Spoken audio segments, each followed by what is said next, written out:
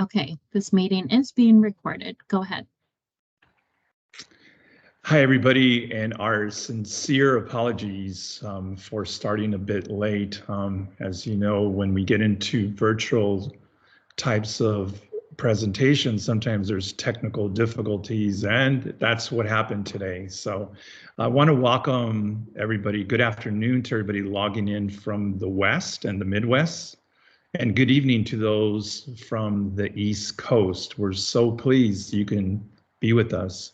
Season greetings to everybody, and I wish all of you the very best for the rest of the holiday season. I'm Armando Contreras, President and CEO of United Cerebral Palsy National.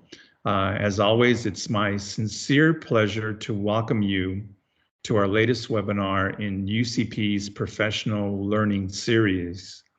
This event is organized and co-sponsored by our partners at Gillette Children's, UCP of Minnesota, UCP of Central Arizona, which is my previous home. I was the CEO there a few years ago, and UCP, or United Cerebral Palsy Research Committee. For those in our audience who are new to this event, this particular event, I should mention that UCP has a network of 56 affiliates in the United States and 2 in Canada that provide vital services year-round to children and adults with cerebral palsy and a wide range of other disabilities. But for more information, go to our website at ucp.org. That's ucp.org. The focus of our professional learning series webinars is expert-to-expert presentations, but we are always more than glad to welcome family members, self-advocates, and the general public to our audience. Before I pass on the mic, I want to thank UCP Research Committee co-chairs Valerie Piercini and Dr. Michael Kruer, along with the entire committee, for their hard work and dedication in raising awareness about the need for more research into cerebral palsy and related neurodevelopment disabilities. I also want to thank Mary Beth Fitzgerald and Tara Swedberg of UCP of Minnesota and Gillette Children's. Research into CP and related disorders is a key focus for United Cerebral Palsy. And I'd like to take a moment here to thank the public for its generous contributions, totaling more than over $500,000 over the past 14 months, earmarked for our research initiatives. Among other things, the money has allowed us to provide tens of thousands in research grants and scholarships nationwide over the past year, and it's helping us begin the process of developing a long-term endowment that will sustain these efforts into perpetuity. If you'd like to donate to our research initiative or any other great work of UCP or of our 56 affiliates, please visit our donation page at ucp.org, and that's ucp.org. All contributions are tax deductible. A donation to UCP makes a great stocking stuffer. Planning is already underway to repeat our research grant program next year. We'll begin accepting applications again on Cerebral Palsy Awareness Day, which is March 25th, 2023. Details on criteria and the deadline to apply will be publicized early next year on our website. That's what I have for right now. Thank you again for joining us, and I'll turn it over to my colleague Valerie Piercini, co-chair of the Research Committee and Director of Early Intervention and Therapy at UCP of Arizona. And also, again, our apologies for starting a little bit late, and it's my hope that the folks in the background have done some magic and that we're ready to go. But I'll turn it over to Valerie. Valerie? Thank you, Armando. Yeah, we are struggling to get some videos running. That's kind of what's going on right now, but we are hopeful that we'll have that in place. I know Diane has a great presentation ready for us. I would just say she is a wealth of knowledge, and I've benefited from it as a clinician and a director, and so I hope you will too. So we're going to reverse things, just a real quick, give you some reminders that we might have given at the end.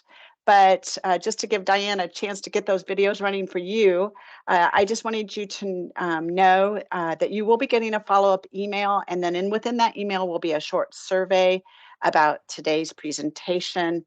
You will also get a link to today's recording. And so just do us a favor if you will share that link with your colleagues and your friends who might benefit from that, because that's really our goal, is to be able to mobilize knowledge into practice. And of course, that you could be our best tool to do that. As far as information about presentations that are upcoming, we have a whole lineup for 2023. So we're very excited about that. But the next presentation will be March 9th, and that's with Karen Harpster. She is from Cincinnati Children's Hospital. Again, somebody I admire and lean into, so I hope you can do that too. Her title is, oh, I'm getting a good signal. It looks like videos are uploading as we speak. But her presentation is titled What to Know About Cerebral Visual Impairment and Its Evaluation and Treatment to Improve a Child's Functional Performance. So again, it's March 9th, usually on a Thursday, easy for you to remember, always the same time. We hope you can join us. And then one other piece of housekeeping is, if you're eligible for CME or COU credits, you will receive a separate email that will provide you with your certificate. So look for both of those emails. Please respond with a survey that helps us serve you better. And we appreciate any of those comments. And then also, you can always know that you can email me, and I won't try to, my last name's Pericini, so I won't try to spell that, my email or Tara's email out, but you will find that in the emails that are sent to you. So thank you for joining us. I think, okay, I'm getting smiley faces in my text, so I think that we might actually be able to get the show started here. Let me see. Hey, Mary Beth. Okay, so Mary Beth's going to introduce Diane. I tried not to because I really adore her, but she can tell you a little bit more about Diane. Hello, welcome. I'm Mary Beth Fitzgerald from UCP, Minnesota and Gillette Children's. And today's presentation is titled New Frontiers in Mobile Brain Imaging and Robotics in Pediatric Neurorehabilitation, and is being presented by Dr. Diane Damiano. Diane is a senior investigator at the National Institute of Health in Bethesda, Maryland, and chief of functional and applied biomechanics section in the Rehabilitation Medicine Department. Her research focuses on the design and investigation of activity-based rehabilitation programs and development of robotic devices to promote optimal motor functioning and enhance muscle and neural plasticity in cerebral palsy. Her laboratory has pioneered the use of mobile brain imaging technologies to investigate cortical activation during the emergence of motor skills in infants and children with and without cerebral palsy. Diane has published more than 125 scientific papers and is an associate editor of Neurorehabilitation and Neural Repair. She served as the president of the American Academy of Cerebral Palsy and Developmental Medicine and the Gait and Clinical Movement Analysis Society. In 2016, she was selected as a Catherine Worthingham Fellow of the American Physical Therapy Association, the highest honor in her profession. She recently received NIH 2020 Director's Award on Equity and Diversity for her lifelong research and service for children with disabilities and their families. Please welcome Dr. Damiano. Thank you, Mary Beth, and thanks to Valerie and Armando for inviting me to do this. My slides went into a Dropbox and they should be somewhere there with you guys. So I don't know if someone can pull them up for me. Hopefully this will work. We had to do a workaround because I have a government computer and it's not very flexible. So let's see.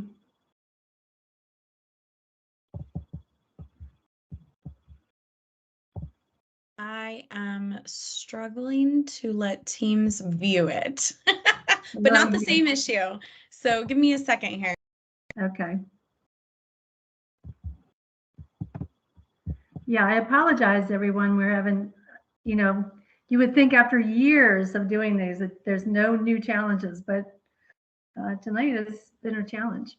I can just sort of start talking while we're doing this, but my introductory slide, Mary Beth sort of told you a little bit about me. I've been giving talks like this recently to physical therapists. This is kind of a highly technical talk, but it's the research that I'm doing now. And it's futuristic in some ways, but it's really are things that you're going to see more and more in the clinic. Looks like something's happening, maybe. Aha. Just need it on slideshow. And then I guess you guys are going to have to advance. Perfect. Okay, next slide.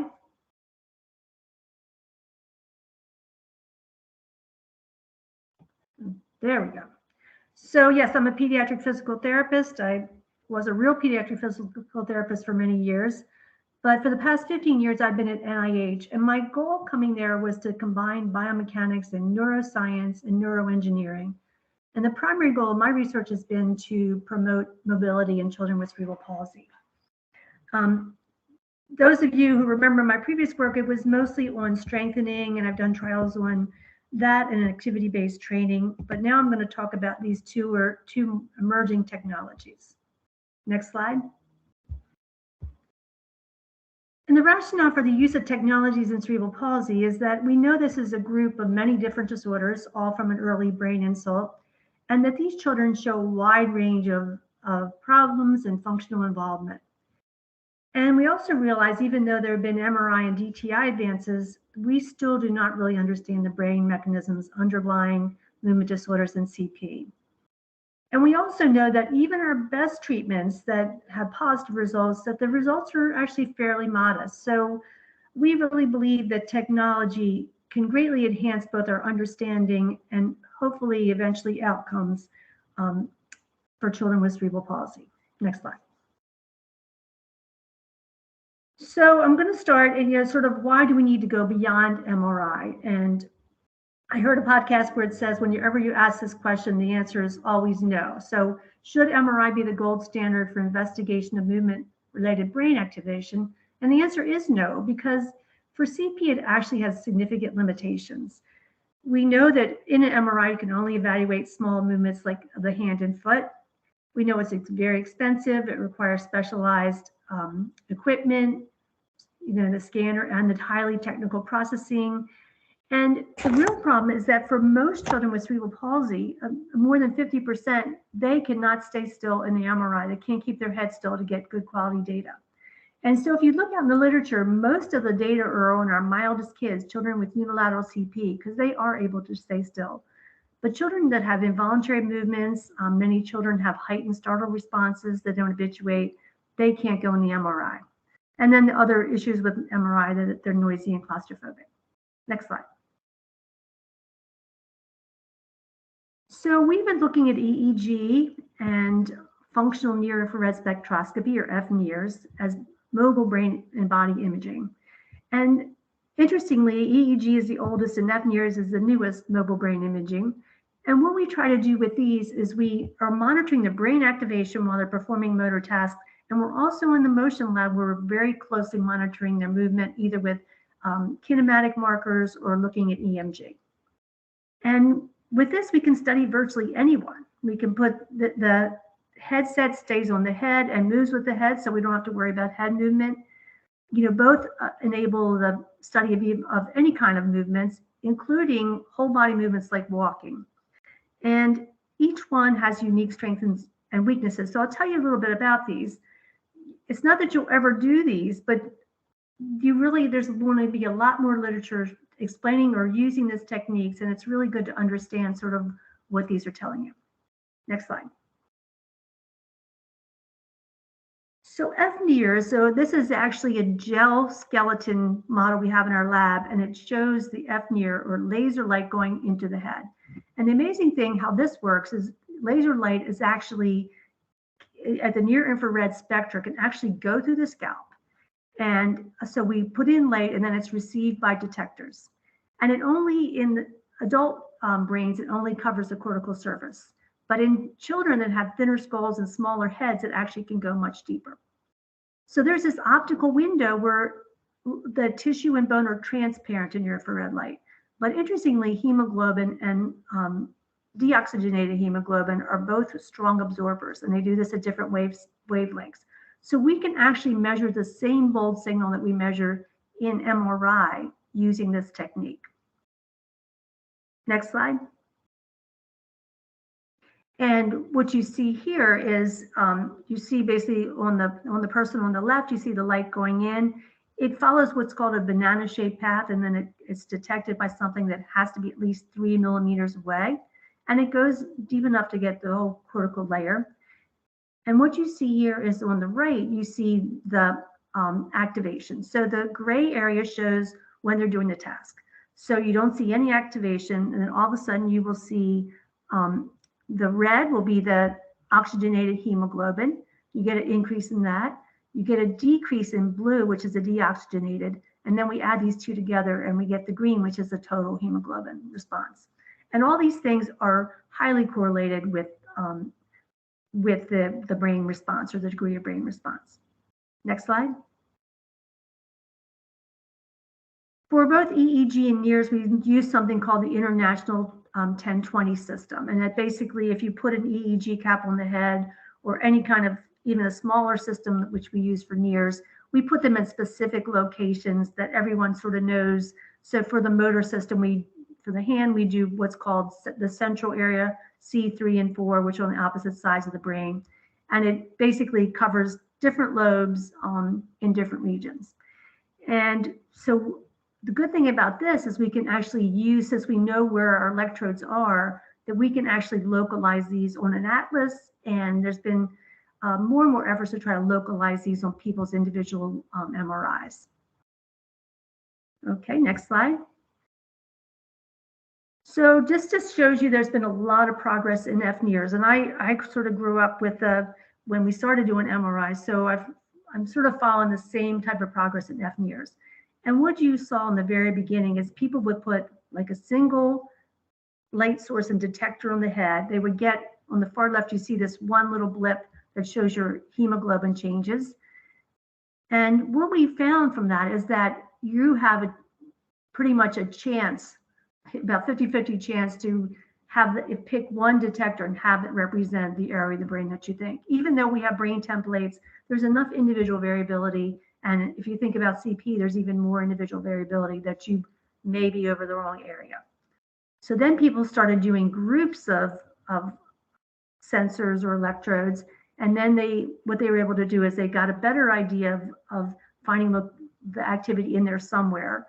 And so those were more reliable. And now we can actually get these T distribution maps very much like you can get with MRI.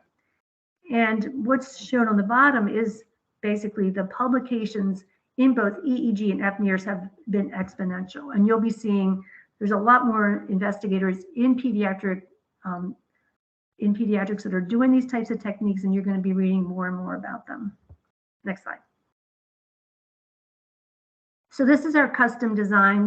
For our NIRS right now, we just do over the motor area. The motor area is on the top of the head.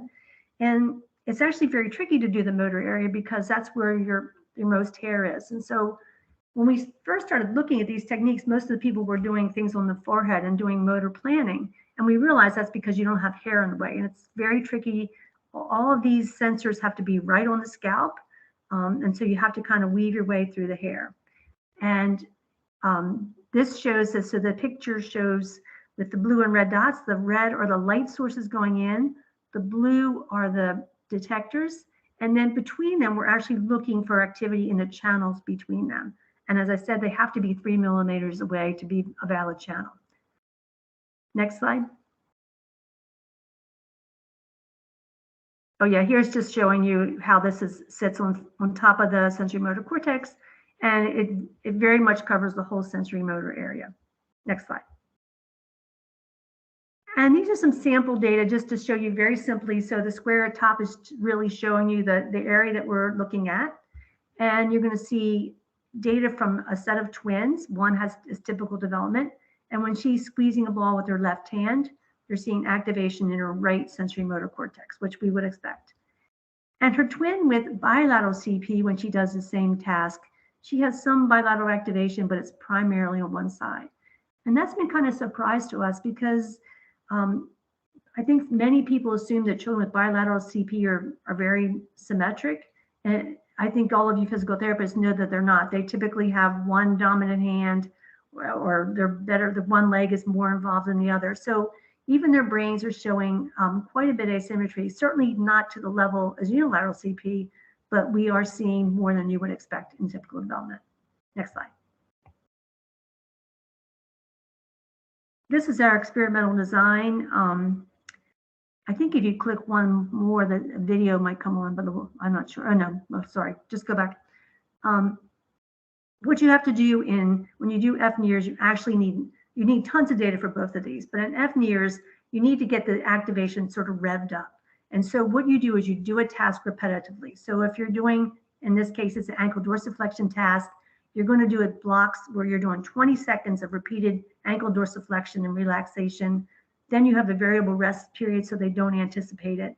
And then we do multiple sets of that. And then we combine all these data and collapse it sort of across the task. And what we also do is we use visual and auditory feedback to pace people and to help them stay engaged.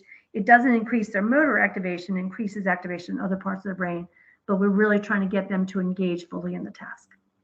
Next slide. So these are some sample data. These are data that were collected several years ago, and we had a group of 14 children with bilateral CP and 14 age-matched controls. Much of these data have not been collected in typically developing children, so each of our studies, we always collect healthy controls.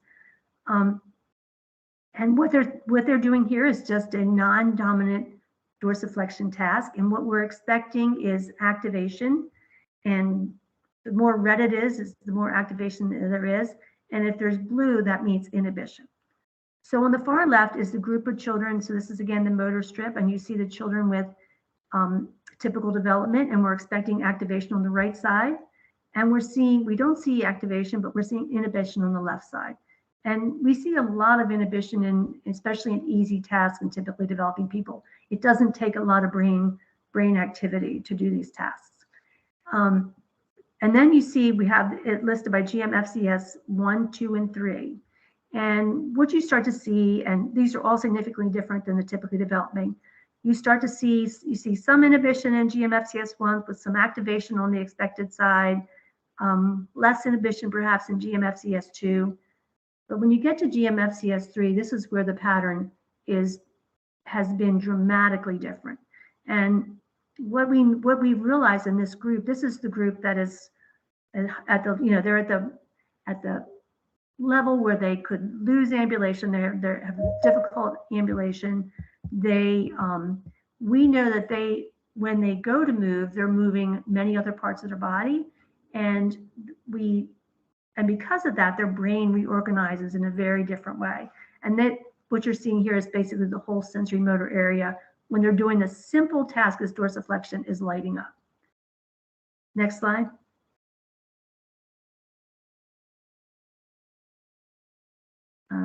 Let's see, this doesn't see, I don't know if you can click on the videos. I don't know if you have any, we may have an issue with videos here.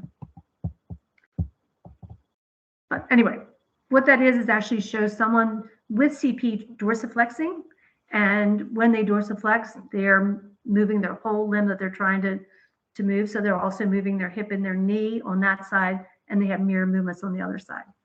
And when we correlated the number of muscles on EMG with the number of active brain channels, starting from typical development all the way up to GMFCS3, we felt a very strong linear relationship. That means that brain effort is really related to muscle effort. And it was really the first time we were able to show that. Next slide. Okay, now we're going to talk about EEG. Next slide. So EEG is measuring something quite different. It's measuring the electrical activity. And usually you have to have thousands or tens of thousands of neurons activated during a task to be able to record it. And we record this electrical activity at the scalp. What we know about the brain is that it oscillates all the time at multiple frequencies. And each of these different sort of ranges of frequencies have different functions. Many people liken this to brain music, where the brain is constantly oscillating at all these different frequencies, but it somehow produces this coordinated output, much like a symphony orchestra. What we also know is that the power of these oscillations is far stronger, but at a lower frequency when the brain is less active. So when you're sleeping, your brain is really oscillating very tightly in these patterns. And what happens when you go to move, it actually decouples the oscillations. So we're really looking at two different frequency bands. One is called alpha. This was the first one recognized. So it's the first one shown down here at the bottom. It's about 8 to 12 hertz. When you're talking about the motor region, it gets confusing because some people will now call it the mu rhythm instead of the alpha rhythm. And so what happens, since it's decoupling the oscillations, that the power in the brain actually will decrease with movement. This is called mu suppression or event-related desynchronization. And this is what we're trying to measure, is how much is that activity, how much is that power going down? And the more it goes down, that signifies greater brain activity. Next slide. So many of you may have seen looking at EEG before looking at seizure activity here on the left. And it's very clear when you're looking at raw signals from multiple channels, which is shown here, what's happening and where there's a seizure, right? But the next in the middle shows you what the activity looks across channels in motor related activity. This is what we see. And it's incredibly noisy, and you can tell something's going on, but you can't really tell exactly where the activity is the strongest. So the big advance in EEG really came in the mid-90s when someone decided to do something called independent component analysis to try to break these raw signals down into different brain processes that are located in different areas of the brain. And so we'll get something when we analyze our data, we get something like what you see on the right, and they're topographically located in different parts of the head. If you look at the bottom left one, though, you start to see that what we realize is this is probably not a cortical signal. It's very close to the edge of the brain, and it's probably related to the eye blink. So that component is really trying to take out the eye movements from the signals. Some of the signals will also be EMG signals from the neck muscles or the jaw muscles, and we can also take out using this process. Next slide. And so let's see, so now we're going to take one of these components, independent components, and this one is from the dominant motor area, and it's during a reach task. And what we get here is now we get a view of during the task of the frequency, which is on the left, over time. And the dot is when we're asking someone to reach and when their reach begins. And I've marked the mu band. You see this blue strip sort of starting just before the task and leading throughout the task. In the mu band, you also see one above it in the beta frequency. And this is the decrease in power. The blue is the decrease in power shown throughout the task. And then we can actually quantify the amount of power within the task itself. Next slide. And if you were going to read an article on EEG, you're going to see all these graphs. And so this is giving you some introduction to some of the things that you would be seeing. So these would be summary data. Now we're trying to measure the amount of power that was decreased from a rest period, which was quiet standing, now to walking. So this is an EEG treadmill study. This was in children with unilateral CP. We had 10 children in each group. And again, these were mild children, so we did not find group differences, but you can see clearly some patterns here. So let's start with the first on the left. You're looking at a child with typical development in their dominant hemisphere. The white is when they're standing, and the dark is when they go to walk, and you see the power decrease. You see the same thing for someone with CP in the next one in the dominant hemisphere. And then you see the next is the TD in the non-dominant hemisphere, where you see again, a strong power with a drop in power, and the same pattern in CP. But what you notice is CP tends to have lower resting power, and it seems like their power is not decreasing with the same variability or the same amount in CP. Next slide. But what we found that was different, which was very interesting, is that we look at the mu band, and it's a range of frequencies, but where that peak occurs in the mu band actually has some developmental significance. So what happens in babies when they go to move, their peak mu band frequency is actually very low. It's about 3 hertz. So their brain is not oscillating. Their brain is myelinating and developing. So the connectivity is not nearly as strong. So within the first years of life, though, the brain develops rapidly. You get up to about 8 hertz. And then the frequency increases more gradually until about 10 to 12 in adults. And what we found here in the group with typically developing compared to CP is that their peak frequency was slightly but significantly lower in both hemispheres. And this could be, we think, a biomarker of delayed or abnormal cortical maturation. Next slide. So we know that the brain doesn't work by regions, right? The brain is really networks. And so what we've been able to do is show basically, which others have shown for other tasks, is there is a frontal to parietal network that supports movement. So we should see activation in all these different brain regions. We're mostly focused because since the damage is mostly in the dominant and non-dominant motor areas, we're mostly focused on those, but it's important to see the information flow across. And in children, this group of children with unilateral CP in this red square, we looked at the percentage that are represented in this is the non-dominant motor hemisphere.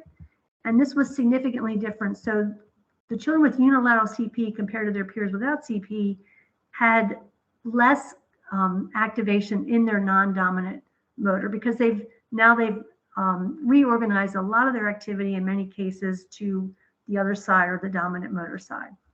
But there's a lot of variability across subjects that we'll be talking about. Next slide.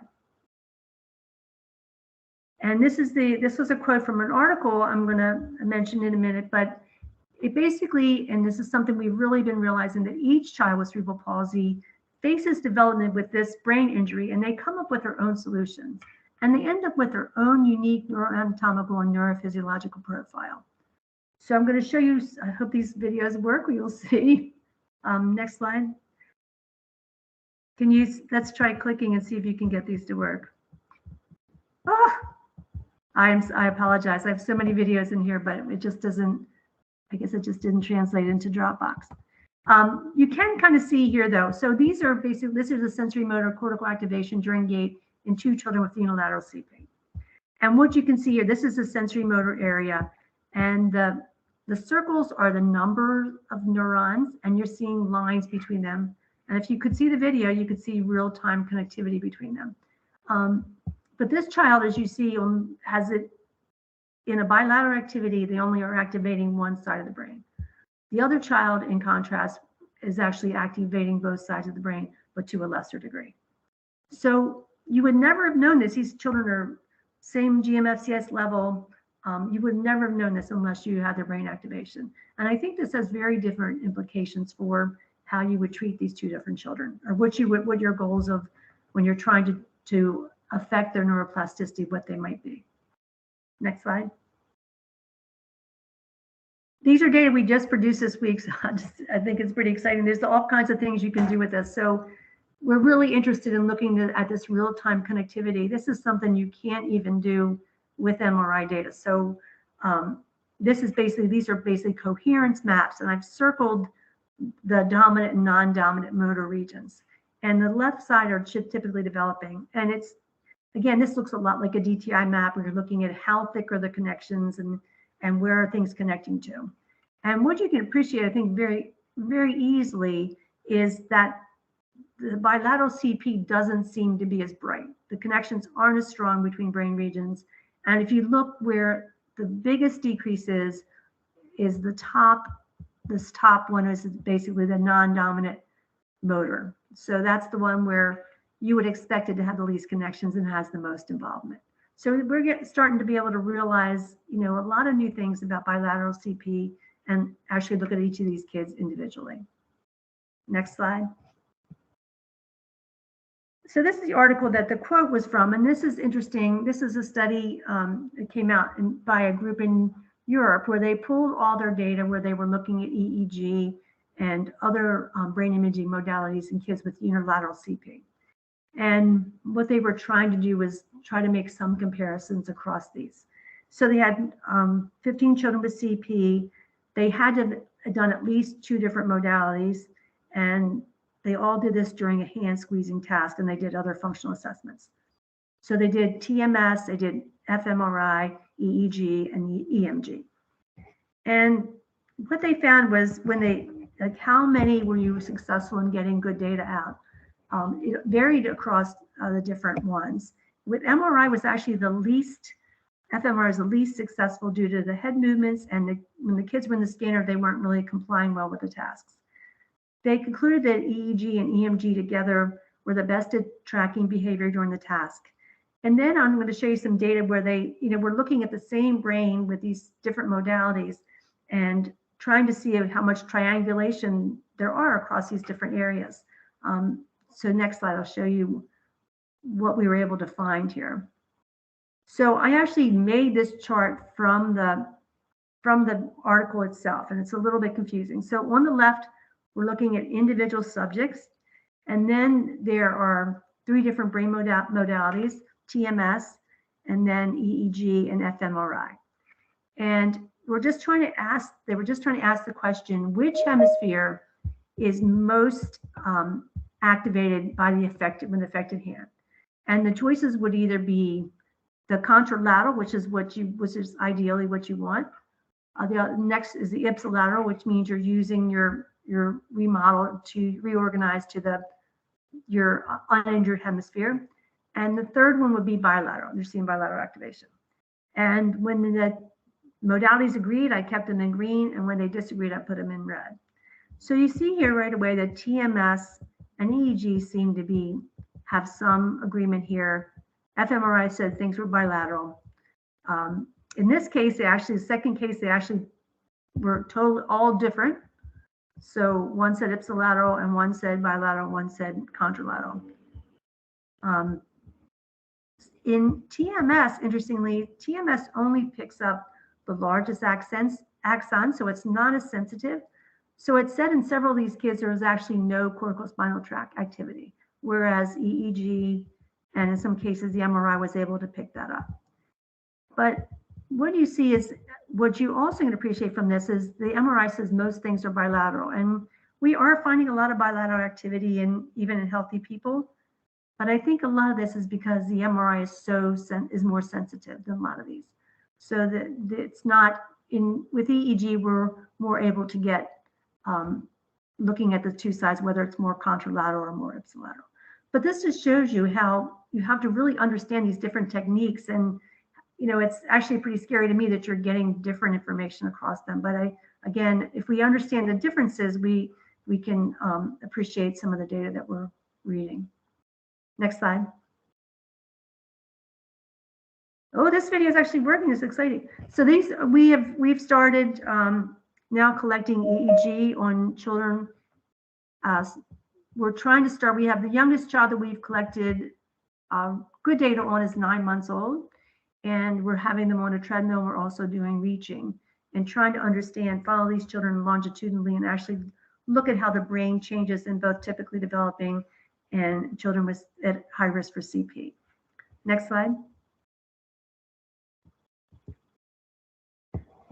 And yeah, so these are we think these are the first data ever shown on looking at walking in infants. And these are data on a 12-month-old infant with cerebral palsy during stepping. So the line you're seeing in the middle is actually when they are taking the step. And this is in basically the premotor area of the brain. And we're seeing this beautiful mu desynchronization. Now, again, remember I said it's going to be these very low frequencies here because this is a 1-year-old infant. And you're also seeing activation in the beta band. So this is really very exciting for us that we can actually start studying these children and actually looking at their brain activation and comparing them to their peers. Both, we're going to match them not just by age, but also by developmental experience and developmental level.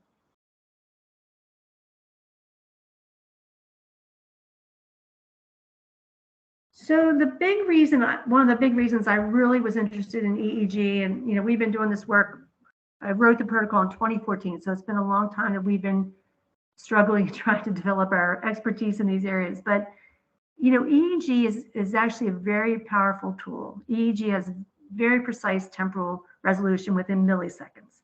So when we do EEG activation, we actually can do something in real time. And the neurofeedback that people are using now for rehabilitation really developed from the brain-computer interface. And I think many of us have heard of brain-computer interfaces where what they're trying to do is get people to activate some brain signal. Like say, I'm going to think about moving my hand. And they try to reliably collect those data. So anytime that they think about moving their hand, then it would activate an external device. It would basically bypass their body.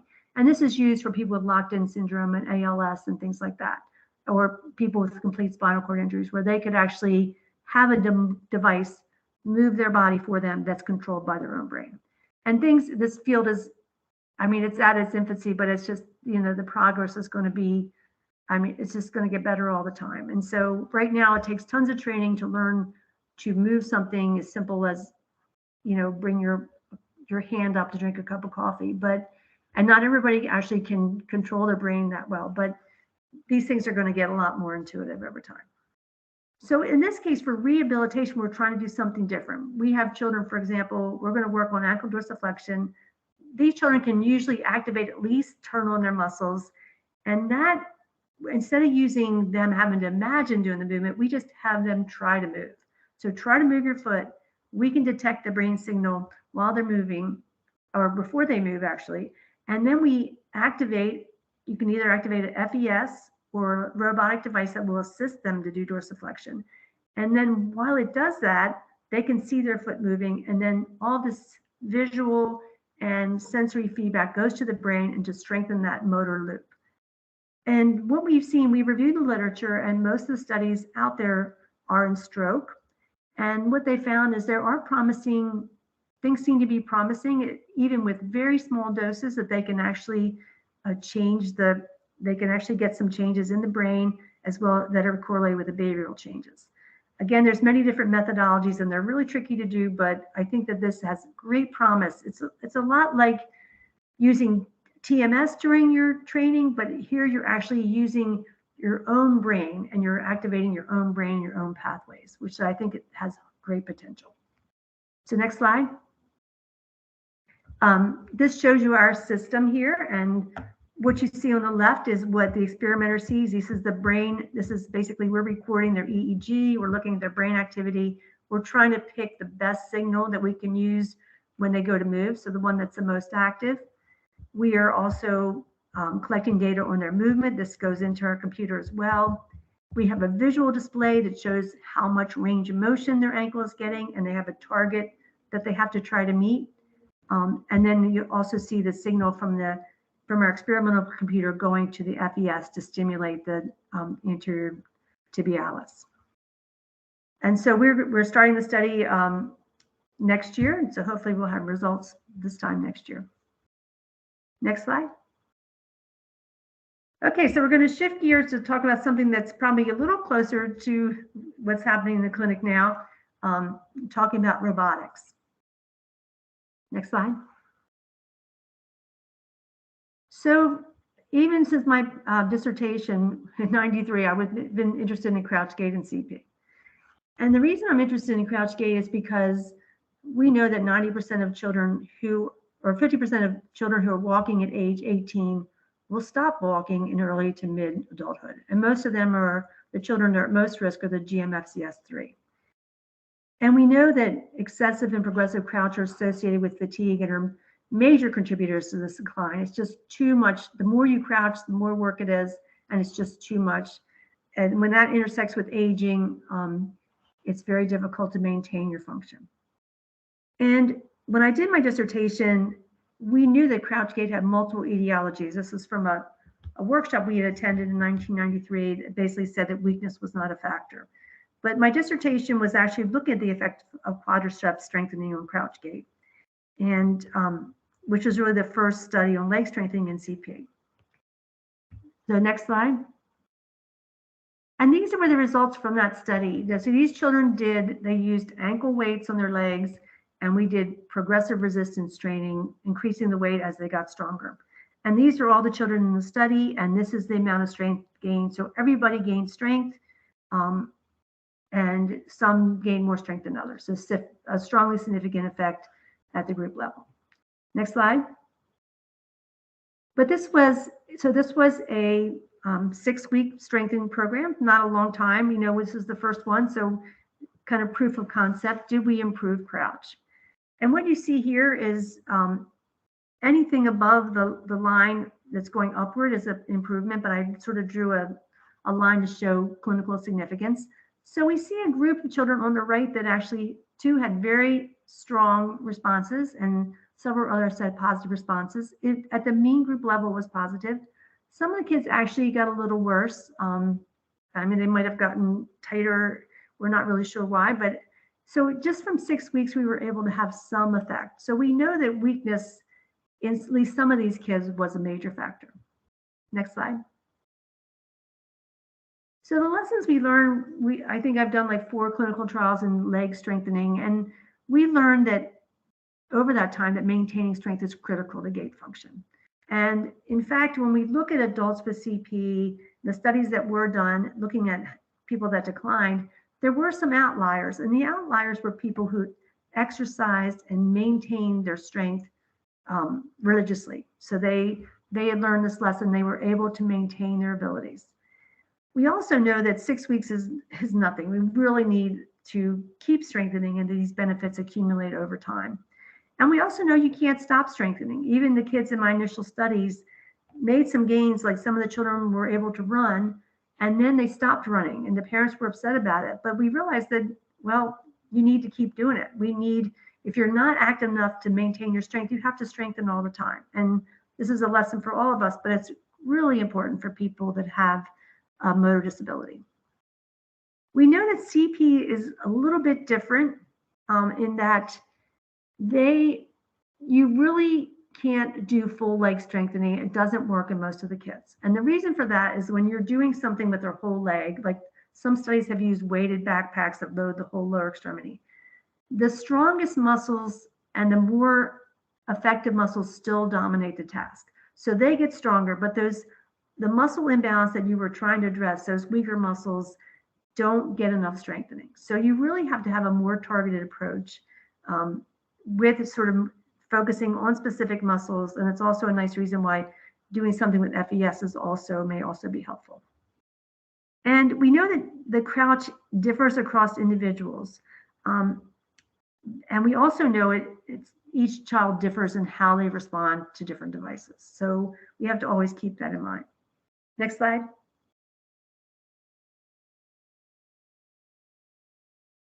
So looking just briefly at the history of rehab robotics this is a really nice review, came out a few years ago. And it talks about this as being a relatively young field, and I think it's even younger for CP. With 1989 being the MIT Manus, which was the first upper extremity robotic device, and which is still used a lot today, and then the Locomat in the lower extremity in 1994. And interestingly, these authors suggested that they thought that upper extremity prognosis was largely dependent on your corticospinal tract integrity, but they felt that there was a more flexible neural system that would be more adaptable and more trainable for gait. Next slide. So this was also shown in the article, and it showed, which I didn't know before this article, that the Locomat and these devices actually came from the passive motion machines, where people would be in the hospital beds and they would have had surgery on their legs or some type of injury, or now you're just trying to passively mobilize that joint. And what they did was they sort of flipped these people upright, put them in a harness to support them, and then they did the same thing where they controlled the knee joint with this device that actually controlled the trajectory of the knee. And what we've seen over time is and what we're trying to get to is you need to get people off a treadmill and get them in more real world ways and in walking. And then these devices need to be far more intuitive and far less helpful. The passive motion machine was totally controlling the leg, much like the early Locomat. And now these devices have changed dramatically, but it's taken us a while to get there. Next slide. And we know that that the locomotor or the Locomat, that the APTA came out with clinical practice guidelines that says that these do not have research to support this in stroke and incomplete spinal cord and TBI. The data from the recent NOVAC review shows in CP that there do seem to be positive effects, however. Next slide. So this is another wonderful article that for you. This is really reviews all the robotic technology for pediatric rehabilitation, lists and describes all the currently published or commercially available devices. And it's just a fantastic review, and it really starts to explain some of the nuances of these different devices. Next slide. And they talk about two types of lower extremity robots. One is the end effector, where they're doing something to a distal limb segment, and that controls the whole leg. So some will have cable devices around the ankle. On the right shows a cycle, much like a Motomed. What we found here when we did our Motomed study in bilateral CP is that since they were moving within a synergy, that their intra-limb control, the within limb control actually got more synergistic, and actually they had a negative effect. Again, the idea of strengthening the whole limb at the same time may not be ideal in some cases, so you have to make sure that the ankle can move freely from the other joints as well when you're looking at these devices. Next slide. And then there's others. There's CP Walker. Again, we know the Locomat, where these wearable device, they're called wearable devices that provide typically motorized control for one or more leg segments. Next slide. And there's really three classes of wearable robotic devices that I think have applicability to CP. The first is really to substitute for loss function. And in these children, let's talk about children with GMFCS5 and many with GMFCS4, where they just do not have the voluntary motor control to produce functional movement. But they might be able to produce some movement. We can have a device that gets them upright and assist them with movements. A good example of this is the Trexo device, which is really meant for these two levels of CP. And what it does is it gets children upright. They can propel with their feet, or the motor can propel them. It controls the joints. It supports them as much as they need in their upper extremities as well. And many of these kids need a lot of support. But just the benefits of being upright, getting to take a walk with your family out in the park, that these are really very important things for these kids. And so, they haven't really measured the health benefits, but I think clearly if they're used often and used a lot and the kids are encouraged to move in them, that they could have really positive health benefits as well. The next group of things that haven't been used very much, but are another really good concept, and they've been used probably more in the adult rehab population, is enhanced functionality. These basically started in the military, where they harness energy, and so people can carry heavy backpacks and not get fatigued. And these, for people that start to lose their skills, this can help them maintain their skills over time. Now, you have to realize once you start using a device that's helping you more, you may get weaker, but you can monitor that. You can use this for function and then strengthen when you're not wearing the device. The ones we're really interested in are ones that are actually rehab devices. And this means you would wear a device, you would train in this device, and then eventually over time, you could start weaning out of the device and you would be performing better without the device than you did before. Next slide. When you look at these, I basically distilled the principles down to three things in neurorehab. That when you look at a child on a device, you have to make sure the effort comes from the child who's using the device, and not the device or the therapist. They have to have some way to understand what they're doing right or wrong. So they have to be able to feel their own sensory consequences and to learn how to move better. And the third thing is we know people have to be cognitively engaged and motivated to do the task. And the example I like to give is trying to help your child do their math homework. If you do it for them, they're never going to learn it. The goal is get them to learn it and give them just as much assistance so they can come up with the answers themselves. And then when they come to this next time, that they're better. They figured out what they did wrong and what they needed to correct. Next slide. This may not work. It's not working, but I don't know why some are working. But anyway, this is from the internet. It actually shows a child. You can see his hands are crossed. He's basically being moved by the locomat, and even at one point in this video, he yawns. It's just moving him passively. He looks totally bored. He's not exerting any effort. The device is controlling his movements, and he was certainly not engaged. So it made me realize when I saw this video, why these devices didn't work in the beginning. And why, it's kind of crazy we even thought they might work. It looked great that the kid was up walking, but he really wasn't doing anything. Next slide. So most devices use uses a motor that controls the knee. This is called impedance devices. So there's a knee trajectory we know the knee is flexing and extending throughout the gait cycle. And this is just the motor is controlling the device. And I would say 90% of the robotic devices out there are impedance or assisted needed control. Next slide. And what this does, interestingly, they realize that the person is being moved by the device, and it tries to keep you within a desired trajectory. And if you're trying to move with it, but if you move outside the trajectory, it's going to nudge you and sort of force your leg to move in a certain trajectory. And what people realize unconsciously, that it's kind of irritating to have this device constantly trying to force you to move in a certain way. And then people realize that they just don't try to move, that the device just moves fine. It's called the slacking hypothesis. And they realize this is what happens in these devices, that people become even more passive. So what they've done now is they change the algorithm and they give them only slightly less assistance than they need. So you have to really fine tune it. And so they have to constantly sort of overachieve and overcome that. And if you do it in those ways, it's actually been shown to be very effective. Next slide. This is our pediatric exoskeleton. It's called the P-Rex. I'm sure the videos won't work. Hopefully they will. But this is just a motorized assist at the knee. We optimize the ankle with an orthosis. And we can also use FES at the knee and hopefully someday combine the two. Next slide. And the difference here is we do not control the knee joint at all. The child controls their knee joint.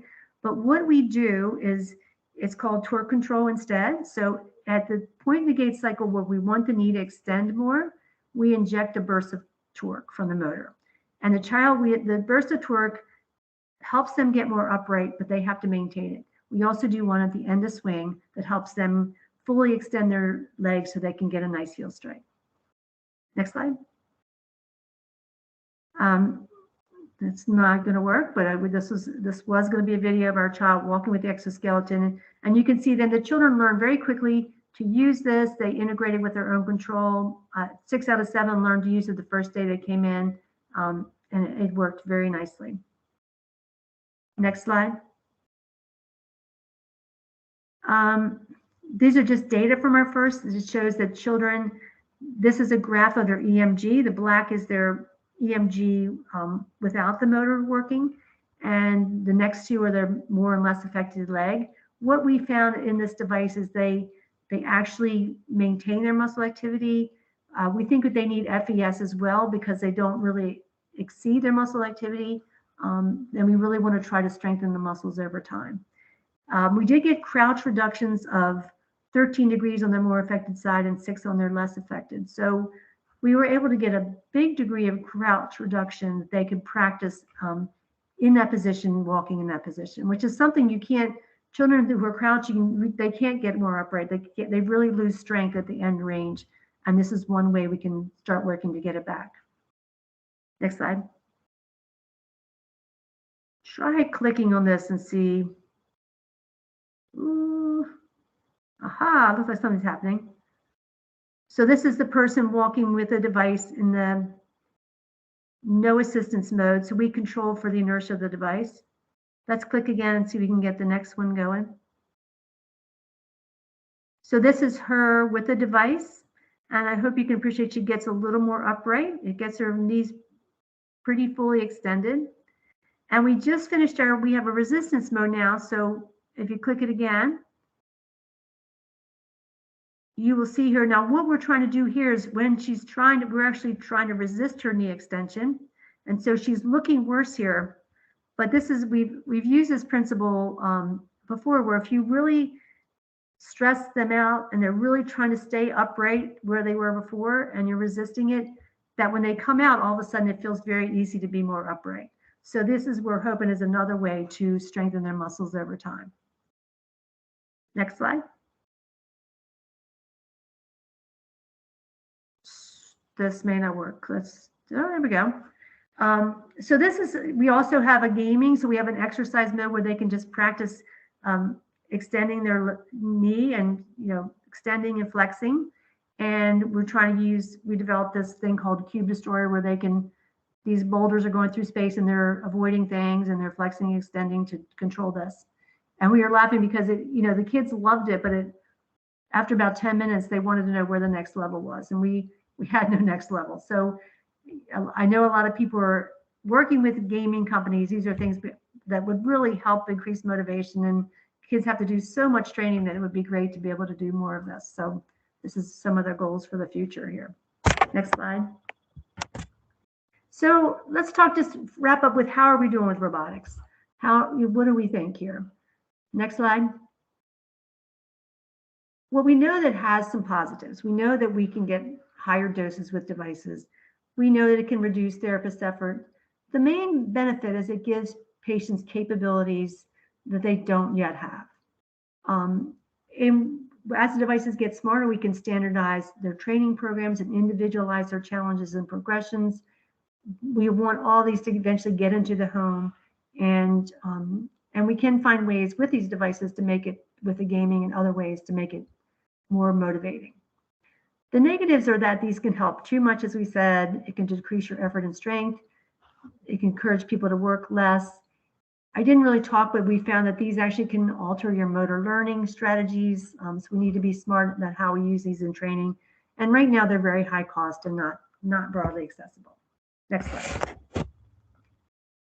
So I'm going to finish with a case study, and this has been published in the Journal of Neuroengineering. So this is a friend of mine, James Salser, and many of you may have heard of him. He's a robotics engineer. He was in Texas. He's just moved to Ohio, and he has a young daughter at the beginning of the pandemic, a 4-year-old daughter who had one of the tree limbs fall on her head, and she had a severe brain injury. And he is a robotics engineer, and he was so frustrated that he has tried in her rehab to try to develop devices to help her and assist her, and basically try different things out there, and was very frustrated by it. And he ended up writing an article.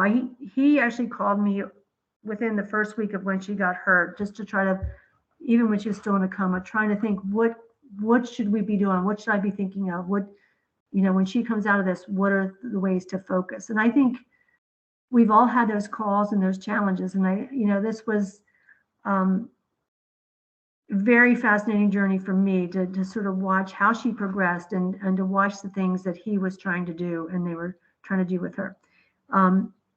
She is the middle child in the family, lovely family, and this is her on one of her standing devices. But hopefully her videos work. I'll just hopefully show you some of these. So next slide.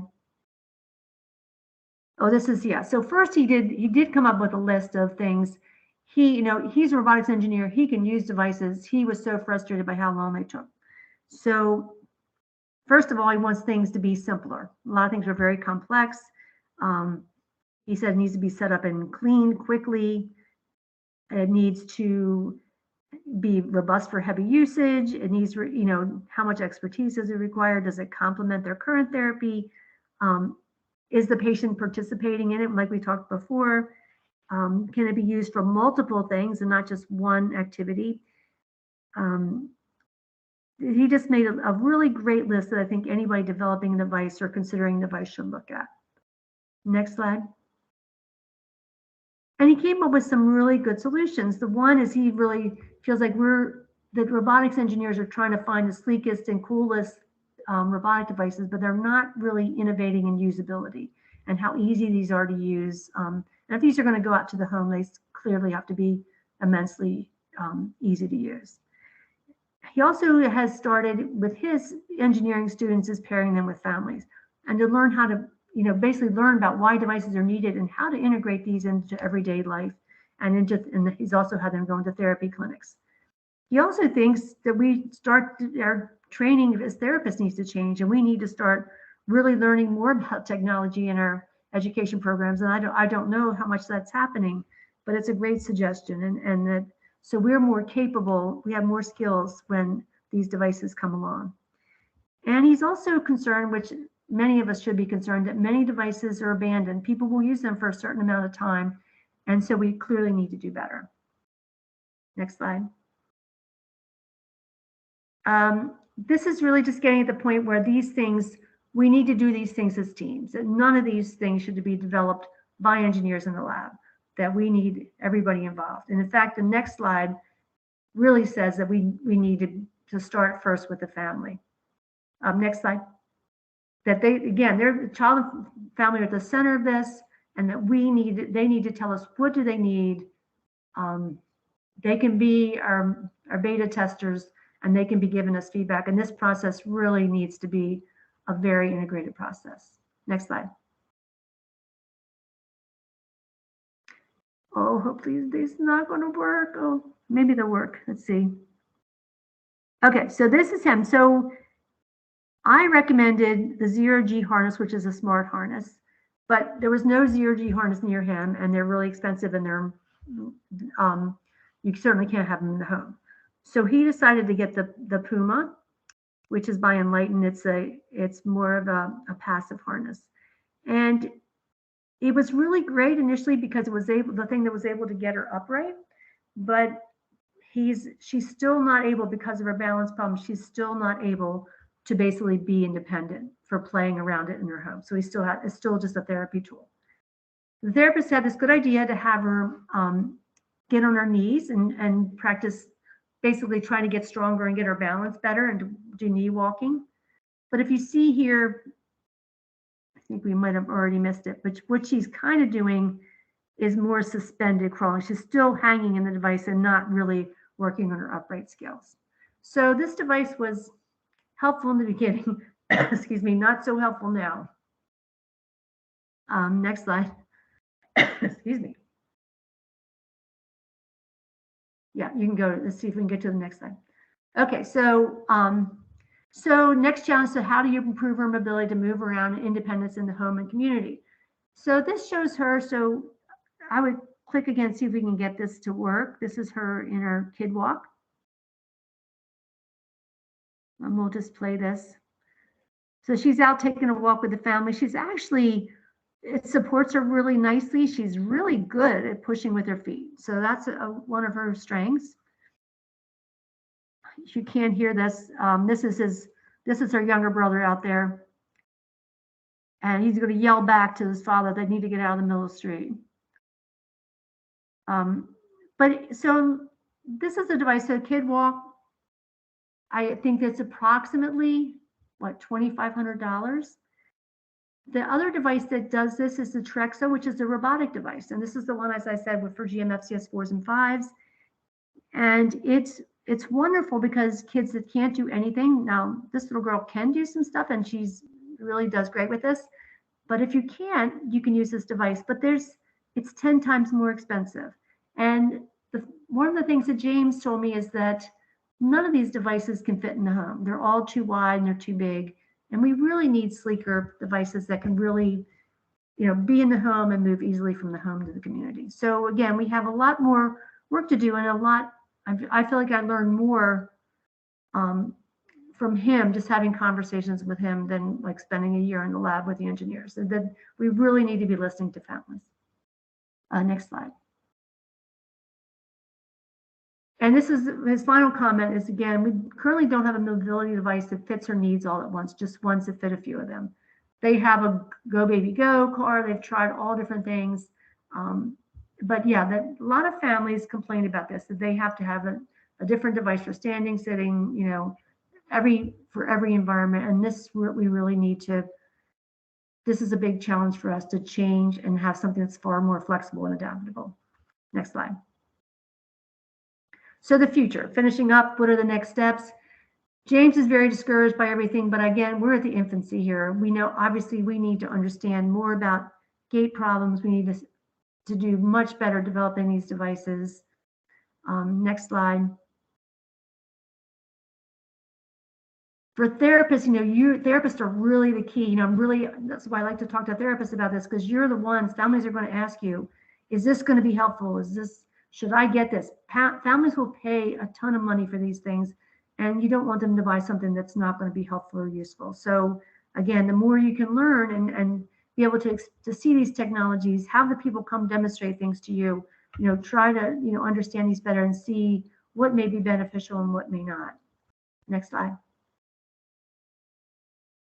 And again, yeah, the devices clearly that they're going to get much more streamlined. They're going to be under the clothes. They're going to be integrating much more with people's motor control. They're going to be a lot more challenging. These things are happening. I went to the robotics conference in Korea this year, and they don't talk about devices anymore. They talk about control algorithms. They're really using machine learning and other things to really make these smarter.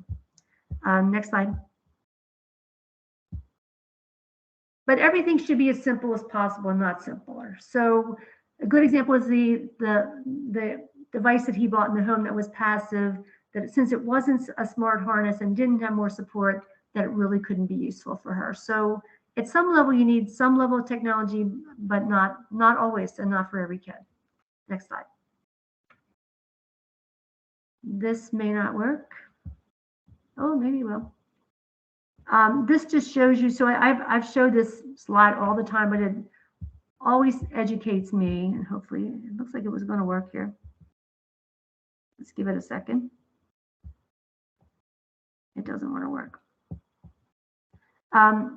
But anyway, so I'll describe this. Many of you probably have seen this, but it shows a little girl with bilateral CP in a W sitting position who's basically on her, hopping around on the W sitting, and using her arms are like tightly coordinated with her feet, moving very symmetrically. And that's how she's learned to move around.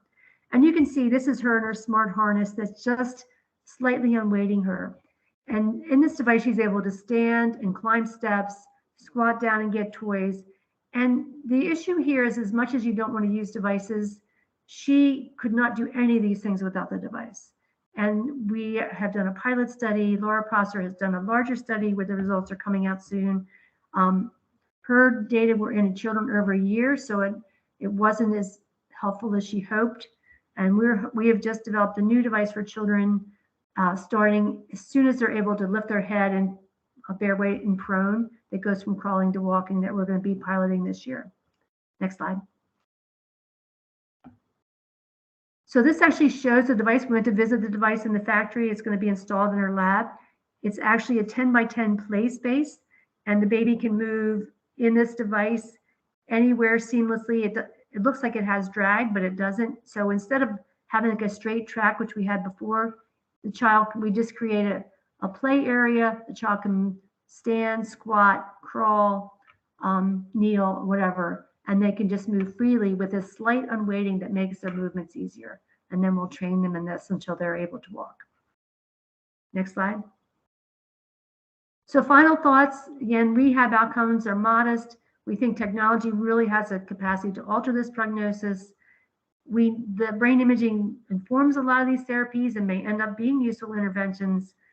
I think robotics has huge potential. They're clunky and we're in the early stages, but I think they're only going to get better over time. And again, they're going to get more personalized and much more well integrated with their control.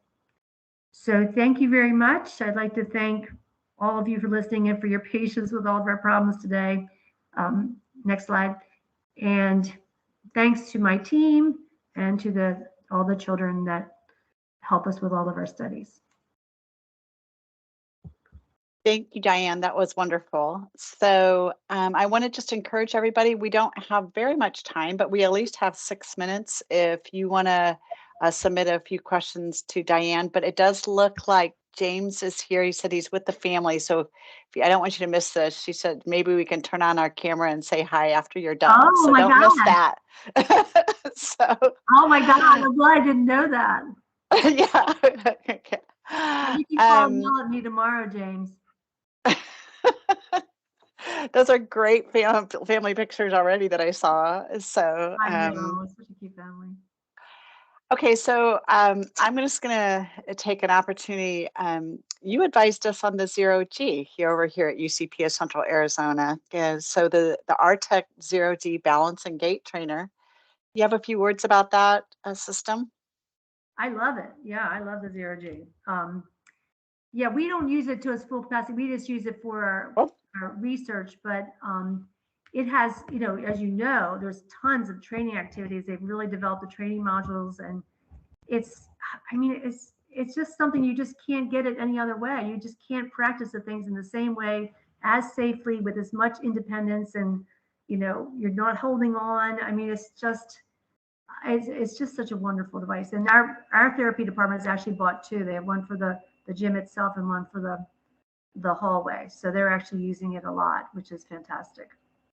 Okay. Yeah, and I do know that it has some very specific specs, so that's awesome that you could get it into your hallway. We have a question here. It said, is there a way for Gillette families to be part of trialing, experimenting with these amazing devices? Yeah, so we're actually talking with Trexo now because they want to do a trial on whether the health benefits. How can we sort of represent the health benefits? Because they feel that this is the group that, because they're not active, they have such a, they have the cardiorespiratory problems. And can we do something about that? They don't have funds to fund the trial. That's why they're talking to us. So if you have infrastructure like Gillette that may be able to provide the support, I could certainly talk to you about that. I'm struggling with whether we want to do this trial or not, but I think I would like to do it because I feel like there's so little for those children. I'd like to see, but I almost want to do it against the Kid Walk and see, how much more benefit are we getting, or what are we, is it worth sort of the added? And I've talked to them very honestly about this, whether, it's really worth for that level, that we really need to go that level.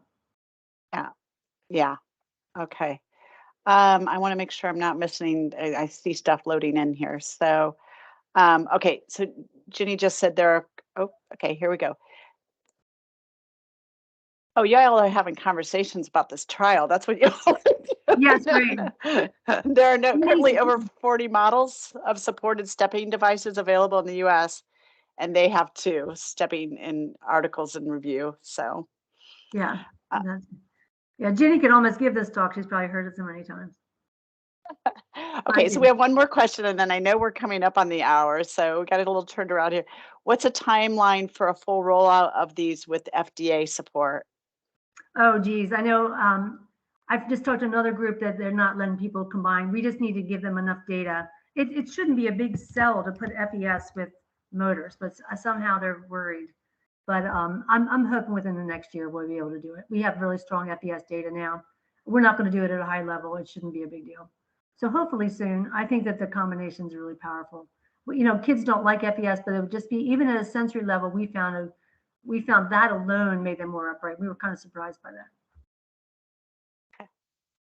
All right, I think that we are, okay, one more. I'll sneak it in because we're almost up on the hour. Do you do research on adults with cerebral palsy? Was the question. I love kids.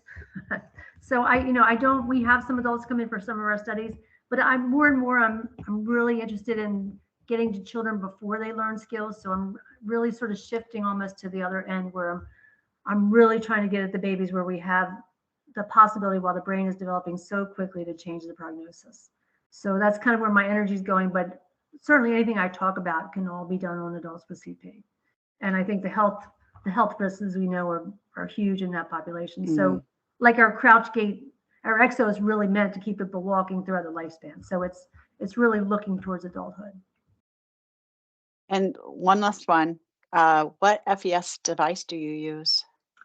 Of course, we bought one that we think it's probably called Neurostim. We bought a device that we could basically take apart and integrate it ourselves. I'd have to ask my engineers which device. Okay. We've used off-the-shelf devices like the Walk-Aid before, but this is something we just basically bought a stimulator that we could, rig. Right. Okay. Rig. Okay. I love it. And by we, right. I mean everybody else in my lab, not me. Thank you, Diane. You were on. I think you were still struggling with your videos, but I had said that you are a wealth of wisdom, and I can't actually hear you talk enough because I always learn something. So I know that everybody feels that way. So thank you very much. And thank you for everybody who joined us today. Happy holidays. It's just in a few weeks. So I hope you got all your presents and your plans in place. Please remember to join us March 9th. Karen Harpster will be with us again. She'll be presenting on cerebral visual impairment. So it's going to be awesome again. So, all right. Thank you, Diane. And thank you, everyone. Take care. Bye-bye. Bye now.